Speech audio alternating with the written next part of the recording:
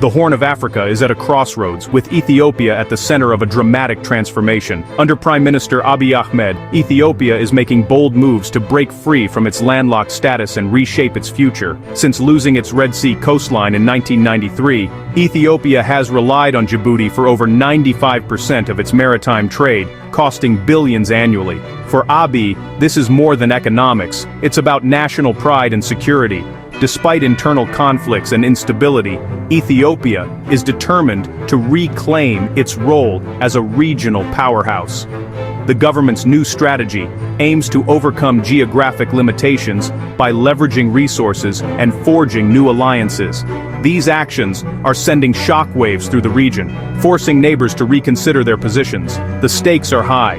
Ethiopia's ambitions could bring prosperity, or spark new conflicts in an already volatile region. Ethiopia's two-water strategy targets control over the Blue Nile and the Red Sea. The Grand Ethiopian Renaissance Dam gives Ethiopia leverage over Nile waters, impacting Sudan and Egypt. In 2024, Ethiopia signed a deal with Somaliland for a 50-year lease on Red Sea coastline, offering recognition and investment in return. This move challenges regional norms and risks diplomatic fallout, but signals Ethiopia's intent to become a regional power. With control over water and sea access, Ethiopia is determined to shape its own destiny and the Horn's balance of power. Ethiopia's assertiveness has triggered fierce backlash, especially over the Somaliland port deal. Somalia condemned the agreement, rallying support from the Arab League and African Union. Egypt, already at odds with Ethiopia over the Nile, strengthened ties with Somalia and signed a defense pact. Eritrea, fearing a resurgent Ethiopia, joined this new alliance to contain Addis Ababa.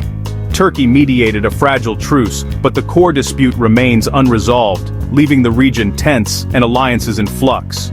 Egypt's deployment of peacekeepers to Somalia further escalated mistrust. Global powers like the UAE, China, and Russia are watching closely, as the Horn teeters between integration and instability. Alongside its foreign policy, Ethiopia is liberalizing its economy to attract investment and fuel growth. The government opened its financial sector to foreign banks for the first time in decades, aiming to modernize and boost competition. The launch of the Ethiopian Securities Exchange in 2002 and 2012 marked another milestone, signaling Ethiopia's readiness for global business. These reforms target foreign direct investment across manufacturing, agriculture, and technology. However, internal security issues and the costs of military operations strain the economy. Ethiopia's economic transformation hinges on achieving stability at home.